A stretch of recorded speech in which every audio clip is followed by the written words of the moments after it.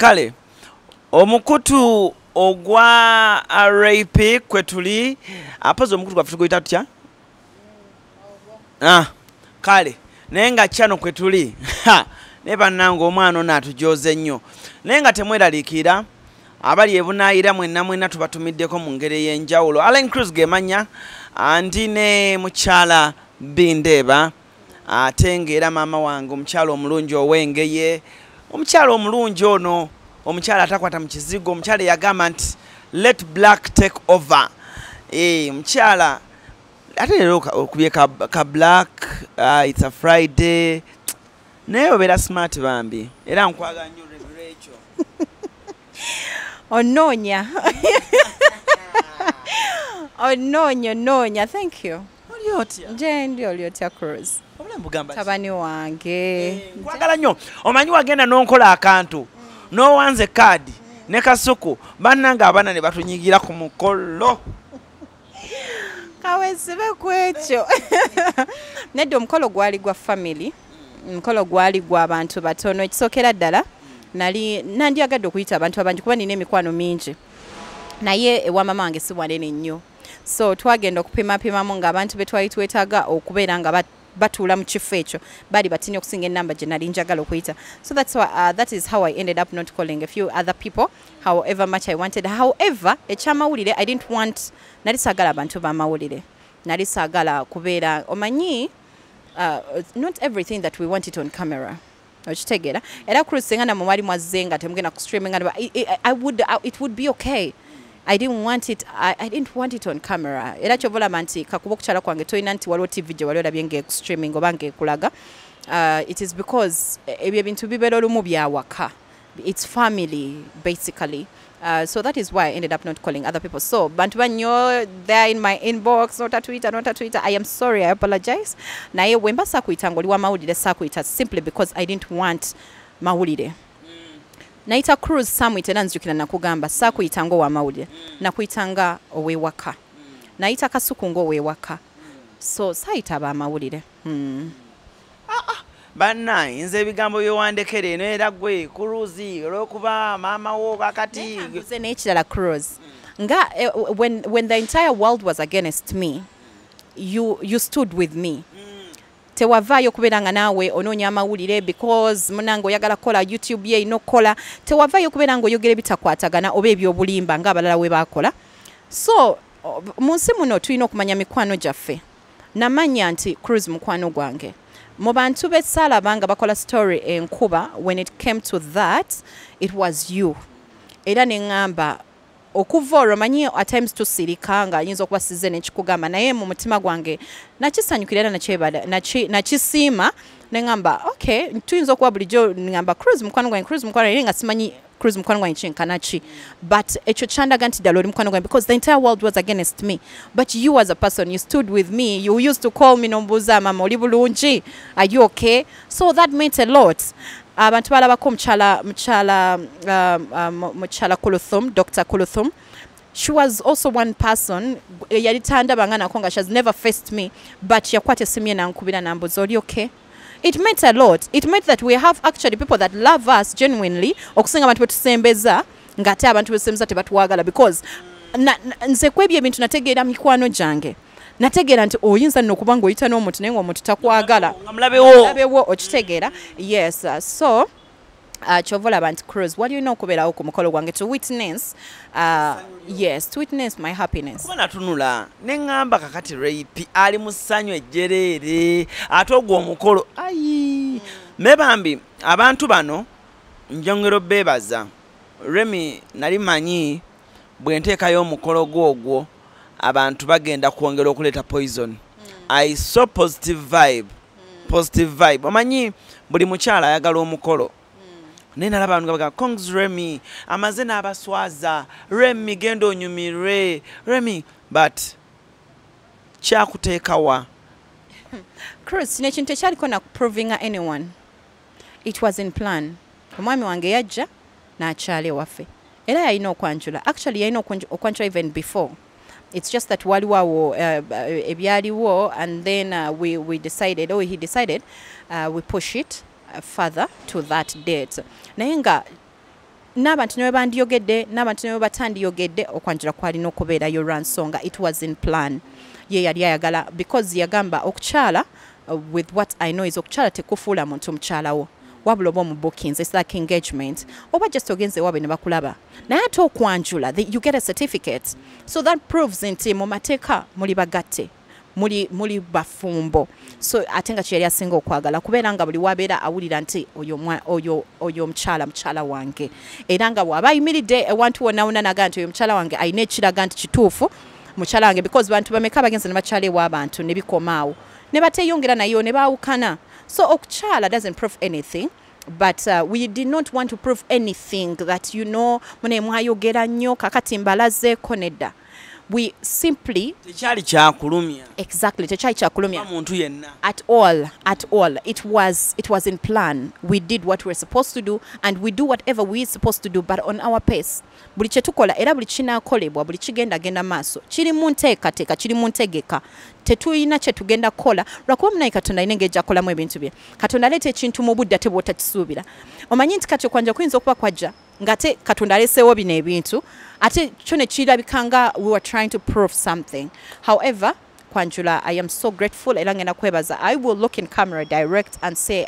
mwami Bindeeba my cocktail you mean the world to me I am so grateful thank you webali kusuubiza n'otuukiriza bantu bannyo batusuubiza ne batatuukiriza webali kusuubiza n'otuukiriza webali kujja n'ompeesa ekitiibwa mama wange musanyufu nnyo baganda bange basanyufu nnyo family yange nsanyufu nnyo era tebamanyi we bayinza kwebaza naye nze kantwale omukisa kubanga nze nsobola obatuukiriza eddoboozi nkwebaze nti twasiima era nga tukwagala tugenda kwagala we promise we shall not disappoint you we are going to be good in-laws we're going to be a good family to your family because your family is also an amazing family nebaza bazadde bo abafuuka bazadde bange bebale kunyaniriza they love me Cruise waliwo family gyoyingiramu abantu ne batakwagala but I am grateful that the Bindeebas love me so much bakwagala nnyo baganda be banjagala bazadde be banjagala ba anti be banjagala so I don't take it for granted yo mulesa ali ate yalidde yanywedde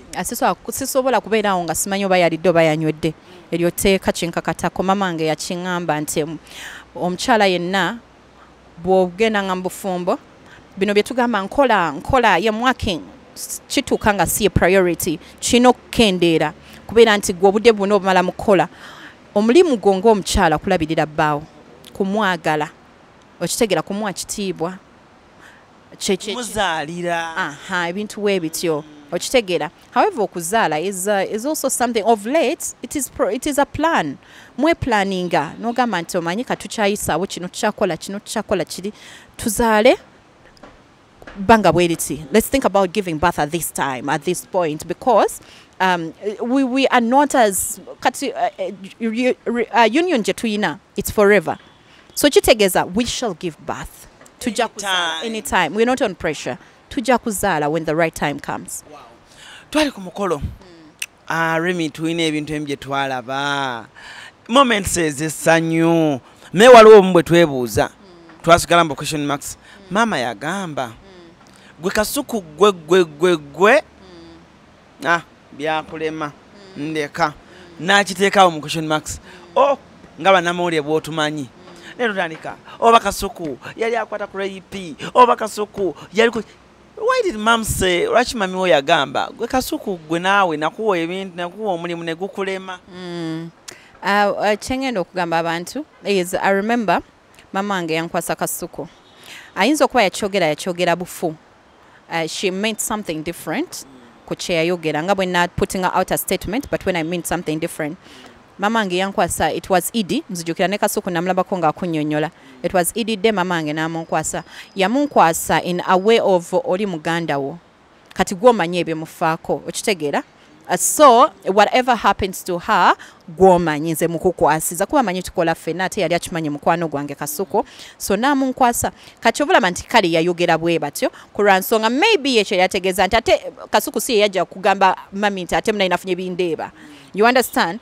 So in brief, those that is. But even it was a joke. My mother is a joker. Like she warwali nyo. Era wobera ne mama wange.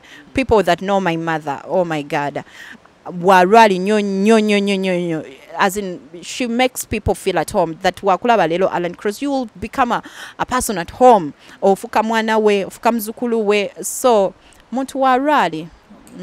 Wow. Awo ndowooza batukiryalinze bulungi nnyo. Twali the next day, I think yali egenda kubeera Saturday after y'omukolo. Then Jenkins Mukasa n'aleeta bwino. Yamuleeta mu ngeri yakujeregeramuko but n'agamba yali alya paani nga basoma ku ssomero nga tamanyi nti Kabalena yali yetata wa rape era nga rape yali akuba paani oyo. Briefly, your background, was it true your dad? Yali your dad? Kyali kituufu? Were you proud of it? Are you proud of it? Did it put you somewhere? Omulimu ogwo gwabateekako we muli? Amazima gali kuki ku according ku Jenkins kyeyayogera oba kyeyatuwa ku radio? Okay, ekituufu kiri nti Makalena ng'abantu baali bamuyita yali Haj Ali Jingo. May his soul rest in peace. Yafa. The real Kabalena? Yes. It's Makalena. Right, mamita Makalena. Motoka yajimpsanga Makalena. Yes, that song. So, nabane bamutuma Makalena. Abantu bali Japan. I should say I was very proud of him. He was such a business person that ngasiso amugeraganya ku muntu. And since njukira nali ndi mwana mtu, I didn't grow up with him. I grew most of the time with my mom and my brother. Nayenga ekituufu kiri nti he was a very, very successful businessman. Era ng'omulimu gwe gwamutwala wala nnyo. Yakubanga paani oba yakolanga paani atannaba kuddamu kukolebwa mpaka leero, era yafa n'omulimu gwe. That is what I should say, because wadde nga abaana baasigalawo naye omanyi abaana engeri gye bakolamu ebintu tebasobola bikolanga gwe nnyini kyo. Abaana babiteekamu omuzannyo, so abaana mpola mpola ne babeera nga kinda bazanyisa omulimu gwe ne babeera nga today it's not where it should be. Naye nga I should say I was proud of him and I'm still proud of him because erinnya lye likyatambula. Nze tatange yatuna pan paka nga State House okitegera. Wanji? Yes, the president has tasted his pancakes. So he was a very famous person. People used to take his pancakes abroad. Nga abantu abagenda okutambula bagenda wali yalinga paka enkadde agamadala gakira kupaka enkadde ne kakeero. Yes. Ne bamugulangako pan ne bamutwala. Abantu bangi bayite bamanyi nyo tatange. Kuransonga sa. Nanga was shocked. Naye nakyogera ku mwasuze mutya. Nayogera ne bagamba nti nze yali tata wange yali era yafa nga nakajoininga Spark TV 2 weeks. Because I remember when I joined we were treating him. He was battling a disease in Zambia, but he passed on in Mulago. Yafa ndoza nakamalawo 2 weeks ku shows jukira nagera nenzika leero kuba ye yatugamba nga ne wabafiiriddwa omwana bwe mba muzinso mmanye by'abasiraamu muzike mugende mukole era nga ffe ne tuba tufiiriddwa pani yagendanga mu town n'atundibwa. Ogenda n'okera ku makya alina okutunda n'ogenda n'okola n'odda essaawa z'okuziika n'oziika. Okitegeera ali ne bakuba omulala kuba yalinanga abakozi. Abakozi bangi nnyo. Sijja kugamba nti nze nakubanga pani. However, nga nkyali muto dda nga bwe mba ngenzeeyo I knew nga tulina the parts you would do nga bino ebyebikopo tuteekamu bikopo naye nga sinza kugamba nti nomanye the recipe yonna yonna nga bwetambula. No, because I didn't grow up with him. Naye nga kituufu, yes, he's my father. Wow, so kuba buli omu yasooka n'alowooza Jenkins akisudiyiza nnyo but finally ndowooza Rape aclearinze air. Rape, embeera after mikolo gyo, embeera after n'omwami wo, social media eno ogigenda kyenkana ki ku bigambo by'abantu? Ebyogerwa ku mikutu abantu bakyayogera ebigambo bingi. Nongamba like yakuyigiriza ki kuva eri ku kyalo okoze emikolo gyo social media eno noyigako? First I'm going to tell people that social media is actually very toxic. Social media ya bulabe okitegeera nti bw'obeera ng'otambulira nnyo ku social media oyinza okufa ne bakusanga ng'omutima gwabise n'ofa. bwe kitasanga nnyo omuntu mugumu nganze ate bwe kitasanga nnyo omuntu mwegendereza as in taking some things and living some things, then kiba kitegeeza oyinza obutakisurviving. With what I went through, I want to tell people it was a very bad experience, that I will not lie. Because manyi olumu tugamba nsaabiwulira oba saabiraba oba this or that. Kyatandika ku statement eyali emu ey'okubeera nti no, I asked for DNA results. Which DNA results? There is no way. Let me give an example. Alan Cruz. Let me talk about that thing actually.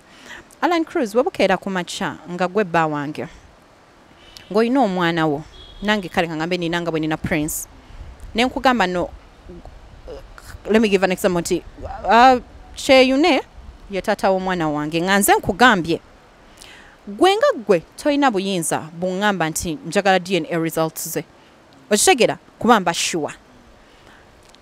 Naye bwe mba nkedde ku makya Alan Cruz olina omwana wo n'oŋŋamba no omwana wange ng'okikakasa like you do not have any doubt nga bw'olina little wo n'oŋŋamba nti no mwana wange kati kangambe tumuli mwenna ne mukyala we, God forbid ofunye omukyala omulala then omuleetedde omwana wo omugambye nti ono mwana wange kubanga oli 100% sure, then nze nganze nzijjawo obuyinza obukugamba mpa DNA results ze nga gwe tokyogeddeeko, okitegeera. What I want to tell people is I talked about DNA results whereby I didn't pin out any person. I just said whoever is out there and has Bindeba's child, Bindeba nze nganze mukyala we kubanga twogera ku bingi ayagala results ezo, okitegeera. Kitegeeza he's not 100% sure of the kids. Simanyi bali bameka kyova olaba nsinze navaayo neŋŋamba buli ali eyo kuba bayinza okuba bangi kati twagala twelimitinge ku mwana omu gwe bali mu kwogerako omwana ng'ate waliyo n'abalala. So nze nakitwala in a perspective of bangi ku lwansonga my husband ye yali akiŋŋambyeko ate nga ye talina ddoboozi eryo because temumuulyanko ng'ayogera, so you do not expect nti ye asobola okutuusa eddoboozi eri abantu bano batagenda kukwata simu.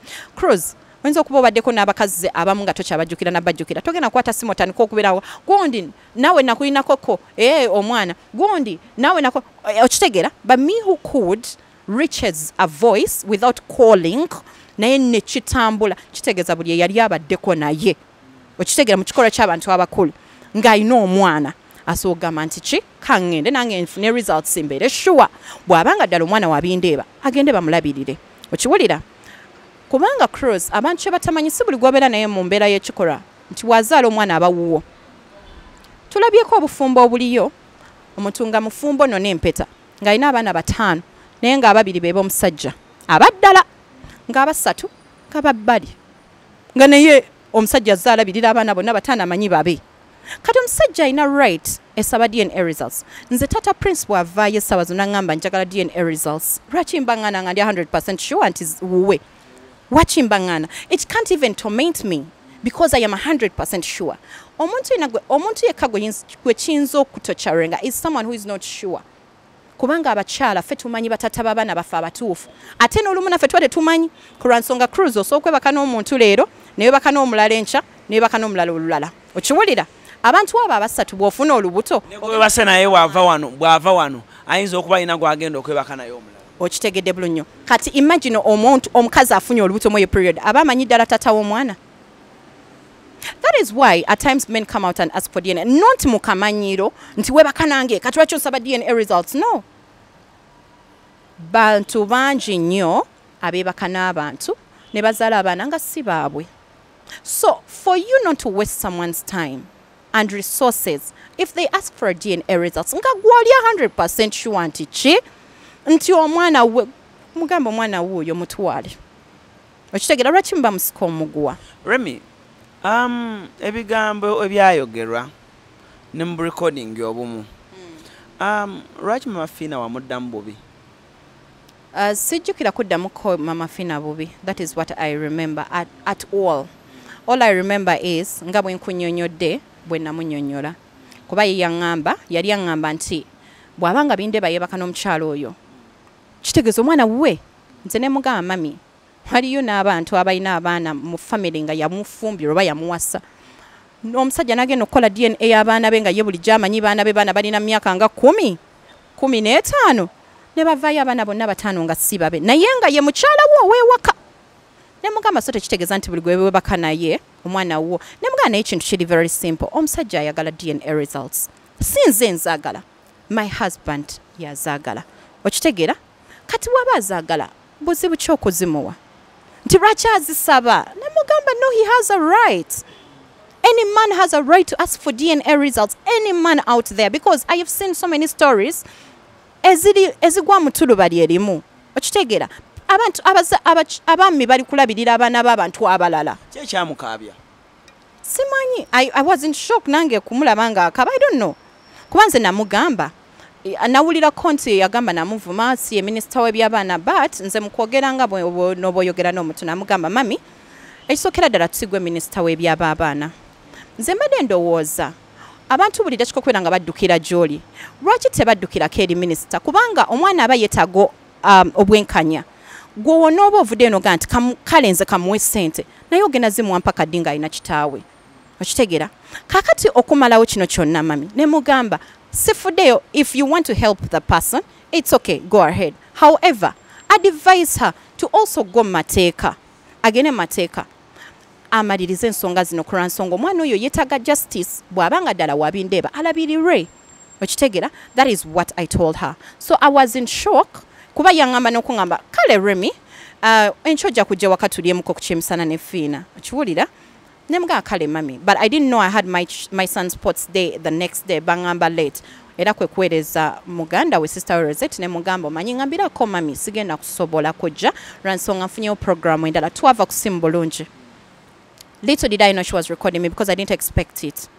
Then ngendo kulaba that same day ngamaze okuweereza Rosette kumacha kubanga nze ala nimba na program nawe I make sure if in case nkumanyi I communicate. You communicate, you're good at communicating. So kwe kumugamba sijja kusobola but I was in shock later on okulabanga ndaba interviews atenga twavude kuba yambuza bwemba musinkanya omukyalo oyo yagala mugambe ne mugamba mami nze sina kyenjagala omugamba okuva ewange kuba already nali nayogera n'omukyala ne mugamba however mwayogera yes nze nayogera n'omukyala ne mugamba ne nambulira kye yali yeetaaga n'ekituuse wa Bindeeba naye yo omukyala alabika yagala kwogera direct ne Bindeeba whereby I think Bindeeba and that woman I think obutakanya bwabwe bwali bwava wala dda because if 13 years you've not been communicating then yo omusajja agamba I've not been communicating to her like 13 years era nga ne waba yaga okwogera probably ayitamba sisters be si ye direct because ndoza bafuna obutakanya obu kuba ye omwami wange agamba oyo omukyala yanyima omwana from day one wadde okumulabako simulabangako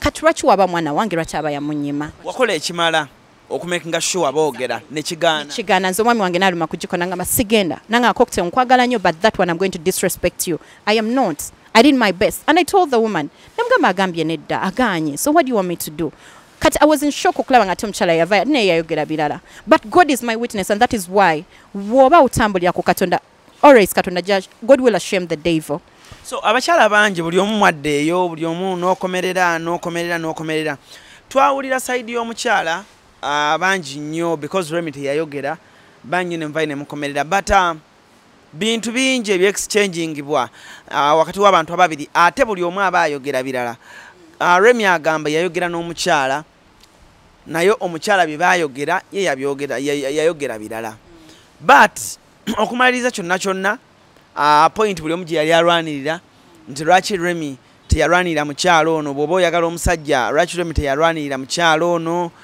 but Remy agambye yakola kyonna ekyali kisoboka mu maanyi ge but oli naye muntu mukulu bw'aba yagaana n'agamba baby ekyo sigenda kikola then kyagirirawo. How is your relationship ne Mafina of late?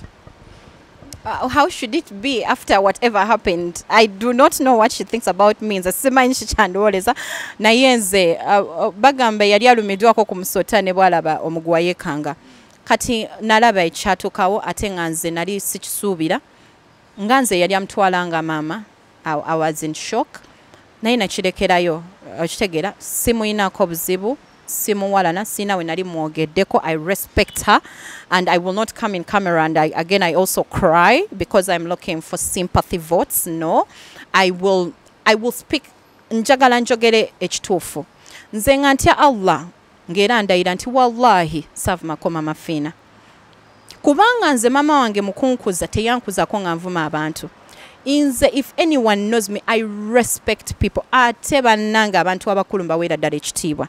Nze nali sisobola kukeera kumacha. Ate era nga bagamba oba nawuli agamba samugana kuyamba mwana. Era nga kye kituufu nze namugamba mami sikugana kuyamba mwana oyo. Okitegera wabula nze mwami wange agamba okuyamba omwana oyo ayagala kufuna DNA results, which is very simple. Ate n'omukyala nakimugamba nemugamba mukyala munange ekintu kya DNA results ndaba kitono nnyo ku bbanga omwana ono yeetaaga okulabirirwa.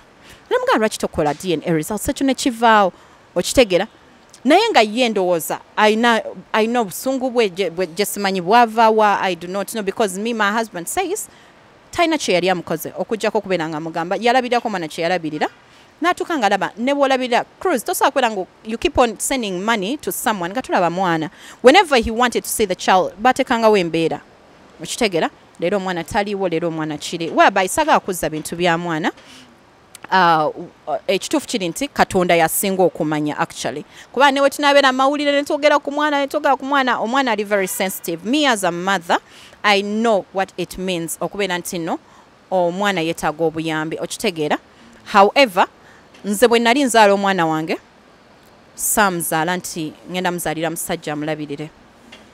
Bwe nazaala omwana wange nagamba oba tata amulabirira oba tamulabirira omwana wange ajja kubeerawo. Okitegeera I am not saying tutoli mu kuwagira. Exactly.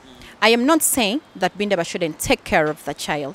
Bindeba should era nakimugamba nti Bindeba tetugenda kwogerako n'omwana eka bw'oba oyina abaana abalala ze mbadde ndowooza nabo okitegeera nangamba ensonga ze waba ensonga ze za DNA kubanga Cruz we mama de nawo oyo musajja tabeera muno kitegeeza waba azze muneno nafuna omukyala agenda kubeera naye wiiki emu bbiri agende then waite emyezi ng'ena nti oli lubuto naye kakati omuntu gwotabeera naye you don't communicate regularly you don't okitegeera kunga omanye ebyabawala ate afunye omusama obitegeera bateekateekawo embeera leero essimu yange teriiko enkya the communication becomes a little hard. Bw'abanga asabye DNA results just to prove that the child is lwaki batozimuwanga oli sure nti omwana we. Kale closing that chapter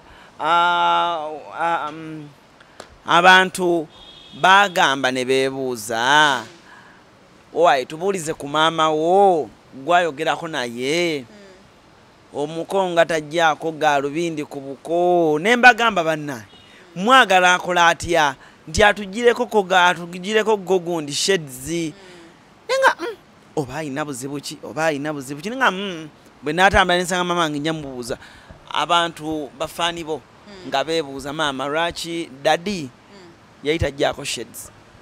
Naye nze Cruz ndowooza nti buli muntu alina ekimu emirembe oba omwami wange okuteekako sheds kyekimu emirembe then siraba nsonga lwaki abantu baba mukaka okukola bo kye baagala. Alina kyayagala ate nze mukyala we ndyoke nakyo tagenda kukola kisanyusa nsi as long as me manye marriage is about two people, not even your mother, not even your father, not even your brothers or sisters should be a part of it. Marriage is about two people. Bwenkera nga kumachanga nyambala bwenti nga gwe bawange chik olyoke nakyo then tatawo taina buyinza buyingira mu kino ntwaki mukyala bwayambala bwatyo because you as my husband you're okay with it.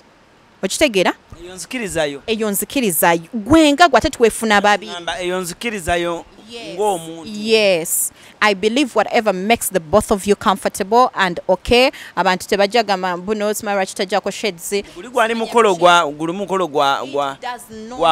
It does not matter. Sina when nali nchirabye konti omukolo gwa buwanga tibatekako sheds. I've seen so many other men that put on sheds ne kumukolo gwa buwangwa. Okitegeera so bwabanga ayagala kutekako sheds chemanyi tine bwajako sheds is a very handsome man. Wanji? Very handsome man.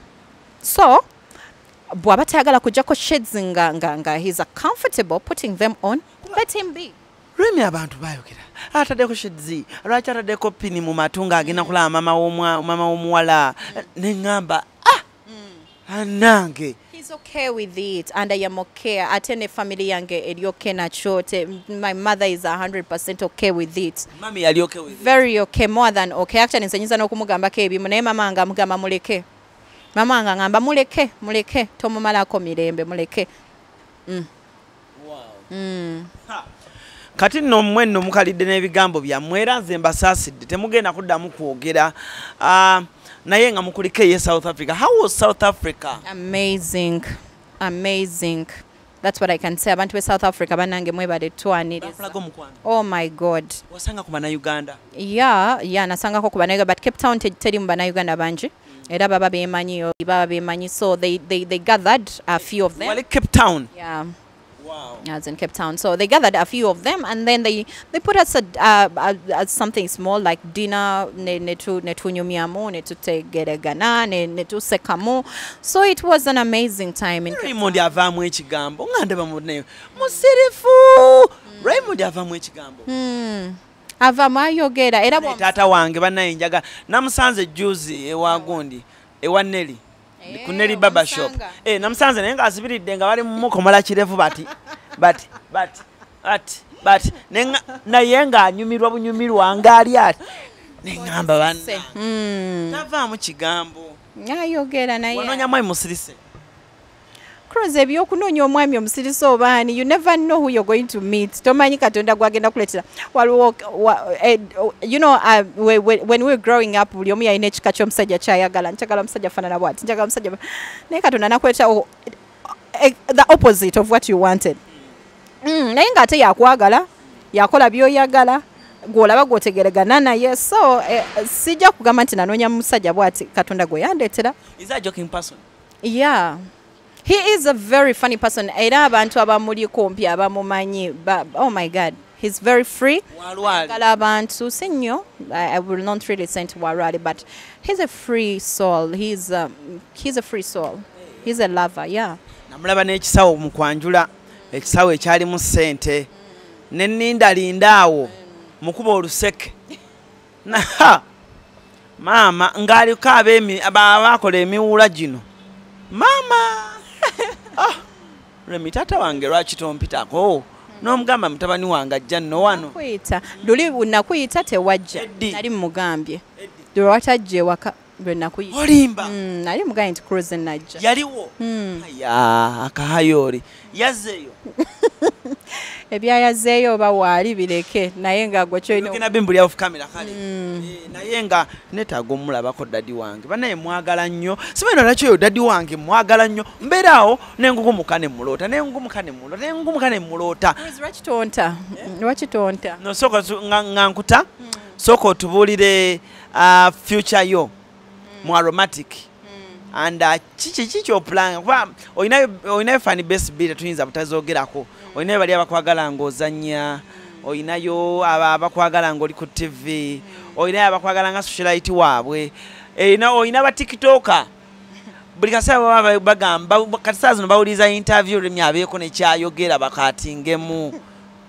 so sooka otubulire ku movies kikyemuzaako mu aromatic kyekiri eyo Aromatic tulipanga bintu bingi naye okusookera ddala kansooke mpita abantu banaye next week nga Friday ne Saturday ne Sunday tugenda kuba ku Necan Resort omutwalo gumu Friday ne Saturday tugenda kubeera ku Theatre La Bonita okuyingira emitwalo 2.5 VIP banaye tubegayiridde mujje please mujje mu bungi nnyo tetujja goba muntu mujje tugenda bazanyira omuzannyo omulungi best friend gwawedde Yes, we came to yes, twagumaliriza so muje mugulabe ne ku stage it's actors muli mwana ni best friend tuinamo Ahmed Lobowa tuinamo Hamis kuzanyiranga Ryan tuinamo Sugar tuinamo abasajja tuinamo nyobanji those are actors then actresses of course mulimo Florence mulimo Nze mulimo Fifi the Queen mulimo Camilla Aida mulimo Aida mulimo Anne mulimo secretary wange that is Masha mulimo banji tetuyinza vaano nga totumbidde ku Glosh a good friend of mine actually nga situmide na Glosh njagala kwebaza mbadde sifunanga mukisa mu camera kubeera nga nebaza ba service providers bange bonna banaye ba service providers bange mwena abakola ku mukolo gwange ntwalo mukisa gule n'okubeebaza nga nebaliza ddala ne mukyala Dr. Kulothom omugole to be manyage kuba mugole nti munaye webale kujja ku mukolo gwange thank you so much era nkwagaliza nawe jijo kitambule bulungi nnyo kati nga nzize ku ba service providers okusokera ddala omukyala yanyambaza Dim Bridals Dim Bridals, thank you very much. You did an amazing job. Buli jempiteyo, buli ankubira essimu, buli ampereza message angamba na nyuma. It is all because of you. Singa tegali manyi gosanga sandi nyumye kufanana bwentyo. So Dim Bridals asangibwa ku MM Plaza. Hasotuka ku level 1 F24 obeera otuuse ku dduuka lye. Mukwano gwange Jebu naye yakola bulungi? Yes. Ani yakola keeki yo? Bamuyita erinnya ligenze. Ate makeup? eyankola makeup omu ku pre-shoot yange eya dress yali Miss J. Then eyankola ku mukolo gwange gwonna yali Nahia Glam. Then Glosh Events nga ye yatimba ye yali made simanyi Glosh simanyi wenyenza kwebaza, because when I start talking about you I can even cry. You've been a backbone in my relationship, as in you've been there for me. Thank you so much. Yeah. I can't thank you enough, Glosh. You know what you mean to me, and I do not take it for granted. Weba ninyo Glosh Designs and Events musomuno nyako ku social zezo nako sa Glosh Designs and Events ye yatimu mkolo gwange ino okuchala atimye mkolo mingi nnyo, and she's very amazing. Aina customer care enunja ayogera bulungi nnyo era ndowooza buli muntu yamukubirako essimu kuba yeyo yali akwasaganya aba guests, ndowooza buli omu yamuwulira ate nga sakwerabira Bwama Events banange planners, they planning omukolo Bwama. Thank you very much. You planned my event so well. Ye yategeka yamanya nti ogenda kukozesa bano service provider bwati kino kigenda tamula bwekite. So oba oyagala okwebukako nti kyovala abantu basinga emikolo gyange tegimenya nnyo. Sigibeera nnyo nze kasitamanya nti ngenda kwambala kino ngenda kwambala kyebisinga. Sigabo wadde bokwasiza emirimu. I trust them nemanya nti no kuba bw'obeera mu buli kimu omugole nga ggwe we stressinga ngowe n'oba oli otya. Eyankola konviri, of course, balina mwogerako, that is Rayan Hair. Asangibwawo ku next to Amen Plaza. That building is called Watamanya, shifting from California generally nakwata. But aliao in between naye ali kweyo street yemo. But so muno nyako social naye bamuita Rayan Hairs. And then Rayan. My DJ Arthur, Selector Arthur, banange, thank you so much. Ninga nabagenyi mwena abajja banaye benaitana mwena muja, thank you. Banaye saa kwogera butayogera ku mambo. Banaye mambo mwafumbe mmere abantu bali emmere. Buli muntu ayogera ku mmere. Mambo yayangambye ngende mukube n'oluseke naye simanyi gy'abeera. Banaye mambo restaurant bafumbe mmere. Buli muntu yagamba yali oluwombo ne bazireka nawo. So banaye mwebale nnyo mambo banange mwankolera kinene nnyo simanyi bwe nyenza kubasima ate nga Jebu ye yali ku kitete kyange ekya red. Jebu, thank you so much. Kai Divo Kaijuka Abbas ye yakola dress yange ya white ya Pulse. Then maids boka ebifaananyi yali Vic Media wamu ne Sharif Photography. So nakozesa babiri, Vic Media ne Sharif Photography. Thank you so much. And then what is Gabi. I think Gabi is a service provider, but of course Gabi was there as my friend, as my my number one artist. Karen Antongo, Waiki Benda, the B2Cs, Mami Irene Amatovo, Bana Menyani in the can. You guys, thank Mary you. Bata. Bana Mary Bata, you excited the crowd. Thank you so much. Then abayambazo mwami wange bamwita Mavo Kampala. Yeah, call it suit here. Thank you. Then Jib K Fashions. Jib K Fashions na kola ingo is the best man zona. Jib K Fashions na webali nyo. And ne yo nzo mwana wange. And who else? Banange, my mother. Cruise exclusive team ya broadcasting omukolo nga abantu bali wakaba bamye card. Anet, why you? Sija jeba zeyo ya sneakinga into ne broadcasting anga tensabye lukisa. So sija jebaza. Naye nga banange buli eyakola ku mukolo gwange buli omu, thank you so much. Nesisa bebaza omukwomo naye nga kyemulina okumanya. Kabira ni yakaluse. Bridals. Yakaluse. Kalungi. Kakavira. Omayira ipyo nyuma mangu. Kanviwa lero nga sinaba kutandika kubagamba bintu. Obugambo bwoyinza okugamba cocktail. Mu Luzungu. Cause man, the way you love your man in English is just unforgettable. Ngera kontani kwa nabagambye nti cocktail ye H2 chili nti ayagalibwa. Manyi waliwo omusajja ate omusajja omugabi. Banaye omusajja omugabi ayagalibwa. Cross tobanga mukodo. omusajja omugabi ayagalibwa kuba ddala mazima oba weebuza lwaki simwagala. Cocktail weebale kuba mugabi. Oli mugabi kyekisinga. Nampa. Anti gwe toli mukazi we naye nze ntegeeza abasajja taata wange oyo taata wange ajja kuwa naye kaasooka wenze mukyala we. Abasajja mwenna ku bakyala bamwe mubawe omukyala yenna ayagala kuweebwa.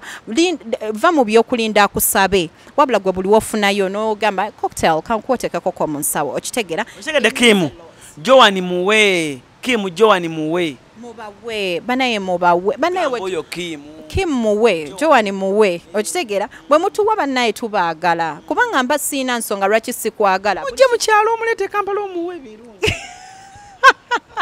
Nainga Cocktail, what I can tell you is from the bottom of my heart, I love you so much. And I love you because you love me. People do not know how much you love me because you're not on camera.